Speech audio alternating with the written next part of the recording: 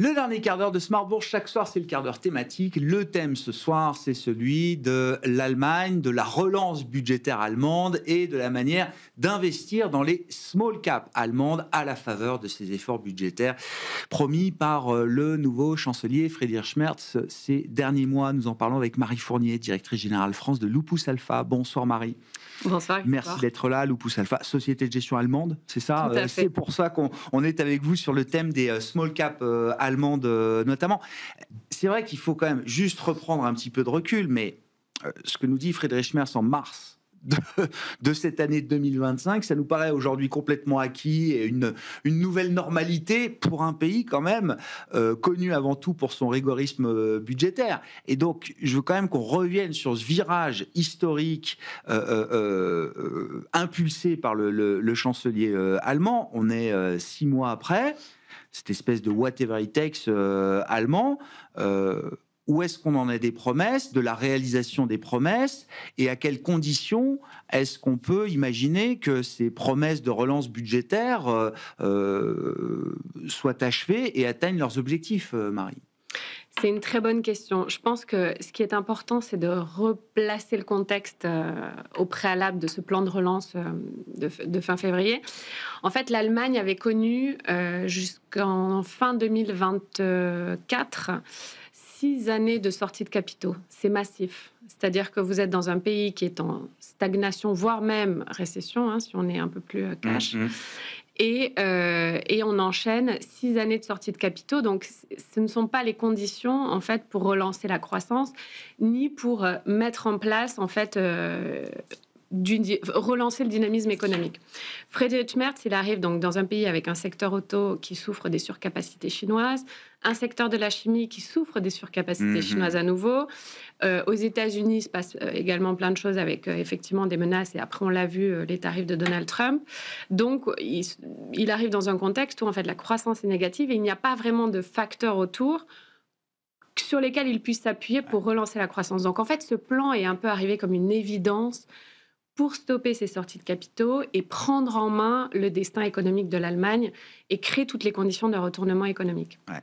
Comment on transforme l'essai? Parce que là, jusqu'à présent, on n'a encore rien vu. Alors le marché a peut-être déjà acheté certains espoirs, on va en parler, Marie, mais concrètement, dans l'économie allemande, on n'a encore rien vu. On n'a encore rien vu. Si on commence à voir dans la défense, notamment depuis 2024, on est à un peu plus de 130 milliards de commandes passées au sein de la défense. Il y a une autre tranche de 90 milliards qui arrive l'année prochaine. Et ensuite vont suivre 3 tranches entre 100 et 120 milliards. Donc on est sur la défense déjà bien engagé. Je pense que de ce point de vue-là, on est plutôt bien. Et d'ailleurs, on voit que ça permet aussi d'amortir le ralentissement au niveau du secteur automobile. Je donne des exemples. On a un sous-traitant des grands constructeurs auto qui a été les capacités ont été 100% reprises Tourné vers la défense. Par Rheinmetall. Donc voilà. Donc c'est des choses qu'on peut voir. Donc il y a un effet amortisseur du choc que peut être l'auto sur l'économie allemande. Et après, les conditions. C'est-à-dire que là, en fait, l'Allemagne, depuis mars, a dit « je mets mon bilan sur la table au travail ». Chose qui n'avait pas été le cas depuis 20 ans. C'est un gros choc pour les marchés, un choc fort. Maintenant, l'Allemagne a aussi des conditions à créer par ailleurs pour dynamiser, que ce soit le marché du travail. Le marché du travail a besoin d'être relancé. Je pense qu'on a beaucoup de similarités qu'on peut faire avec le marché français. Typiquement, si vous ne gagnez pas plus de 20% du salaire médian en Allemagne, pour un couple avec 2 enfants, il n'y a pas d'intérêt à travailler en fait aujourd'hui. Et en parallèle de ça, vous avez des restaurants qui ferment parce qu'il n'y a pas assez de serveurs ou pas assez de cuisiniers. Donc en fait, tout est une question de mettre l'argent pour arrêter les sorties de capitaux là-dessus. Je pense que Friedrich Merz s'en sort très bien parce que depuis le début de l'année, il y a même des entrées massives de capitaux sur le marché allemand. Continuer à travailler avec les entreprises du privé pour initier, vous avez vu qu'il y a un consortium de 40 entreprises. Alors, je l'ai vu, mais il faut le dire, Marie, parce que j'ai l'impression que ça passe un peu sous les radars. C'est évidemment, comme vous dites, j'adore, l'Allemagne met son bilan sur la table et elle a largement les moyens et les marges de manœuvre. Mais le privé est en train de prendre le relais également, ou en tout cas de s'associer avec de l'argent privé à ces efforts de relance. Le privé et l'étranger. Et l'étranger. Il a monté, Friedrich Merz a monté une task force dirigée par Martin Blessing, qui est un grand homme du monde de l'investissement étranger, pour justement attirer les capitaux étrangers. Donc en fait, lui, ce qu'il veut, c'est un déploiement massif de capitaux en Allemagne qui permettent d'investir, d'entreprendre en fait la refonte de l'économie, redynamiser. Et en fait, on n'est pas sur la solution. Je pense qu'on n'est pas sur la solution de facilité de dire je mets aujourd'hui quelques milliards sur la table et puis ça va relancer la croissance 2 ans et tout le monde sera content. Non. Ce que veut Friedrich Merz, qui semble être assez clair, c'est la volonté d'une relance d'un cycle de croissance long terme. Ouais. Et ça... Pas le feu de paille. Pas un feu de paille. Et je pense qu'on est dans la Deutsche Qualitat, rigueur allemande, sur ce point de vue-là. En matière de... Oui, c'est ça. Chaque euro sera bien alloué, bien pensé, au bon endroit. On sera surpris à la hausse par les résultats ou les fruits à moyen terme de ces efforts de relance? Je pense que... Vous avez une intime conviction par rapport à ça? Parce que c'est difficile, pour l'instant, on n'a pas beaucoup de matérialité. Mais j'ai une très bonne conviction là-dessus. Ouais.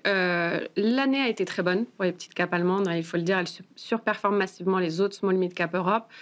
Je crois que sur l'MDAX, on est à 15%, et sur le small DAX, on est carrément à plus de 20%. Donc, c'est une bonne année. Maintenant, pour moi, c'est une année réactionnelle. On peut parler des flux, mais on a eu 3,5 milliards de collectes dans le segment, principalement de la gestion passive. On peut en parler aussi, c'est intéressant. Et du coup, donc, au niveau des marchés, on a réussi à arrêter l'hémorragie, voire même à inverser la tendance. Mais ce n'est pas, en fait, tout. C'est-à-dire qu'en fait, aujourd'hui, le marché réagit à ce qui s'est passé à l'annonce. On a du coup beaucoup d'ETF, beaucoup de tactiques. Je pense que l'investissement ETF n'est pas du tout un risque pour la gestion active, c'est juste un autre type d'investissement. On a cette version tactique, et puis maintenant, on semble voir la croissance en Allemagne s'améliorer. Ouais. C'est-à-dire trimestre 3, trimestre 4 2025, on risque d'être en territoire positif. Et les anticipations pour 2026 ont été légèrement rehaussées. Donc la vraie histoire, elle commence maintenant. La vraie histoire, elle commence maintenant. Et c'est une histoire longue. Et je pense qu'il faut rester très attentif à est-ce qu'on est à qui vont, si croissance il y a, qui en bénéficiera. Ouais. Et quand vous dites 2025 a été une année réactionnelle sur les actifs allemands, et commencé par les small et mid-cap, qu'est-ce que vous imaginez comme étant la suite de l'histoire, justement, Marie? La suite de l'histoire, je pense qu'aujourd'hui, l'année semble faite en Allemagne. Je pense que Friedrich Merz a fait un coup au premier semestre. Il faut qu'il y ait une phase de consolidation, et aussi, je pense qu'il ne peut pas tout annoncer tout de suite. Mais l'Allemagne a un capital politique à préserver aussi. Parce que ce coup, comme vous dites, tout à fait d'accord. Il lui a déjà coûté un peu aussi à travers. Il lui a coûté un peu, sauf que depuis qu'il est aux commandes, et ce qui est plutôt bon signe, au niveau global de l'Allemagne, l'AfD baisse un peu dans les sondages. J'entends. Donc c'est quand même quelque chose qui montre que ce virage pro-business, il parle en fait aux Allemands. Ouais. Donc il y a aussi cette coalition à préserver, à étendre à la gauche libérale, et bon, après ça, c'est vraiment la partie beaucoup plus politique du sujet. Mais là, vous dites, voilà, c'est la première phase de l'histoire. Mais c'est on est dans une première phase. Deuxième phase, être très attentif aux chiffres de croissance. On a toujours le secteur de la défense qui caracole très loin devant le reste du marché.